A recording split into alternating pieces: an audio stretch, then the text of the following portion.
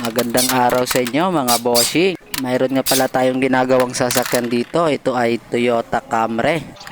Magpapatulong tayo dito sa pare natin, sa kaibigan natin, kahit sa pagtanggal lang ng gulong para mabawasan ng pagod kahit konti. Salamat sa iyo kaibigan, ang galing mo talaga, idol. Keep up the good work, pare koy.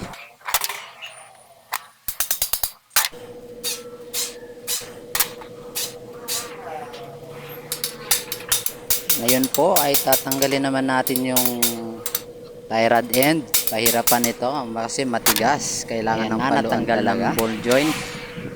Kaya tatanggalin na naman natin ang stabilizer link, yung kasunod natin mga bossing.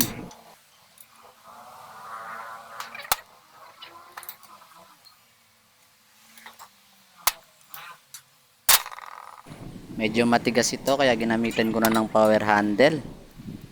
Nandyan na naman yung tropa natin, nakaharang-harang sa video. Gagamitan na natin ng impact na socket ito mga bossing para medyo madali. Ito kasi si pare natin ay kalahating helper lang to, kaya pasulpot-sulpot lang pag tumulong nawawala tapos bumabalik. Kaya isusunod na naman natin yung flexible hose. Tatanggalin natin yung bracket nito at saka yung sensor.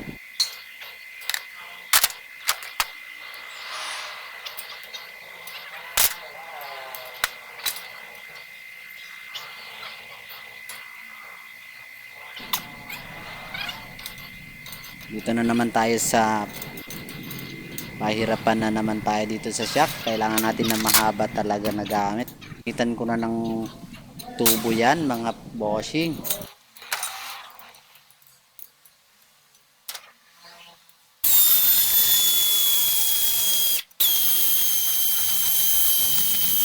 $22 kasi yung bolt dyan, kaya medyo malaki.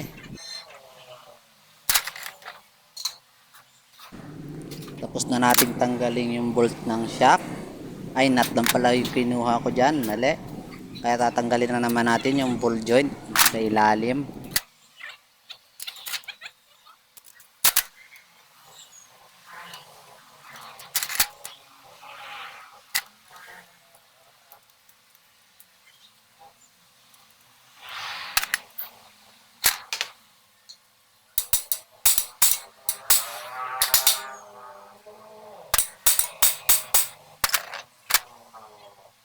Medyo matagal na ring stock eto, kaya kailangan natin ng WD-40 pangpatanggal ng kalawang.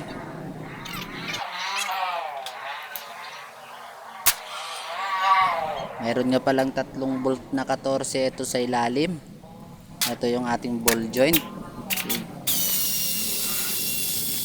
Tatlong 14 at saka isang 19 na malaki sa gitna. Ayan na, nandito na naman tayo sa pamabilisan. Sakit na impact rings yan mga bossing.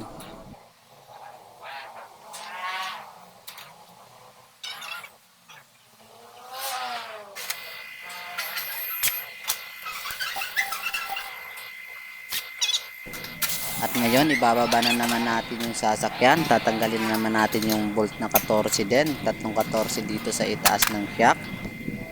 Yung shock mountain mga bossing.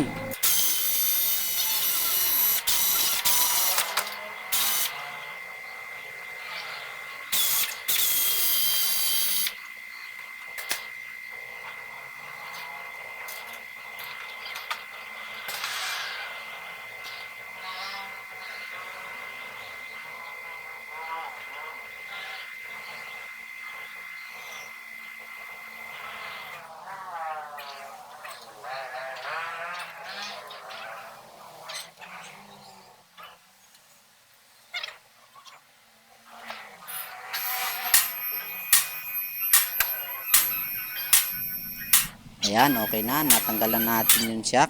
Kaya iangat ulit natin yung sasakyan para tanggalin natin yung lower arm na naman yung tatanggalin natin. Pero mahihirapan tayo dito dahil pala mayroon pala ditong engine support sa ilalim. Dalawang side to mga bossing. Kabilaan, transmission support at saka engine support. Nakaharang dito, ayaw matanggal yung ating suspension arm bushing.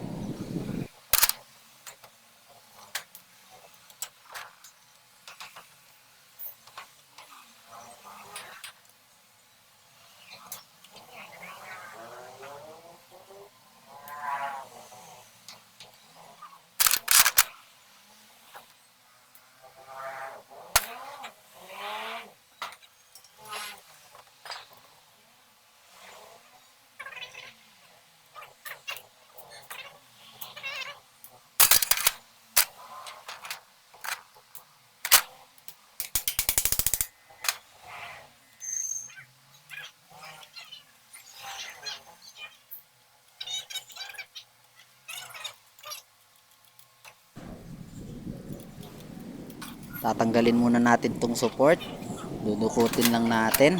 Mayroon pa kasing isa pang support dun sa itaas, kaya nilagyan na natin ng jack dyan para umangat yung makina.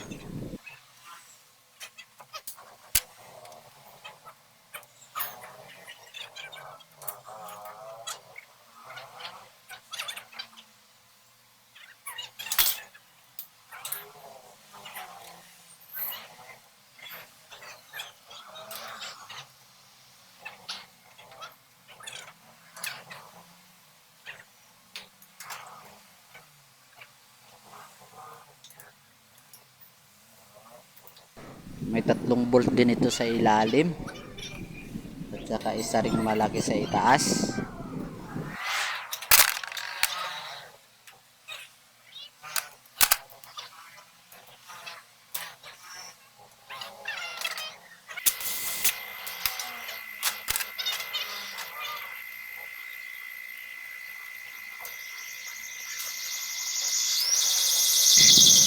Ayan na, at malapit na matanggal mga bossing.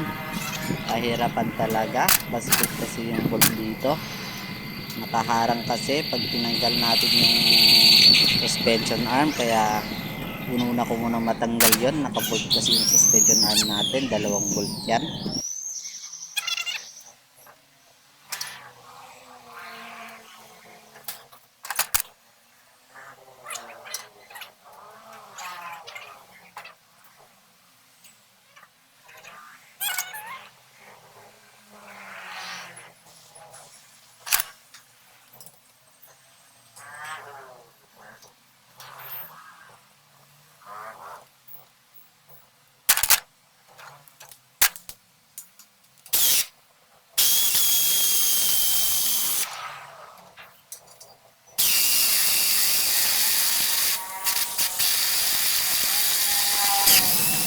Kaya eto na yung suspension arm mismo, yan na tatanggalin natin. May press job kasi yan mga bossing.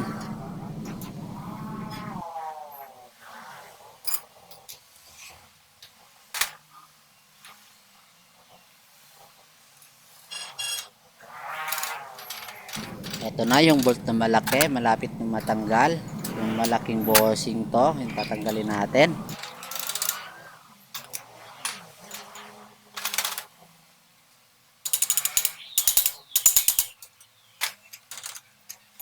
Ayan na nga, at parang medyo masikip pa. Malapit na rin matanggal yung mismong lower arm.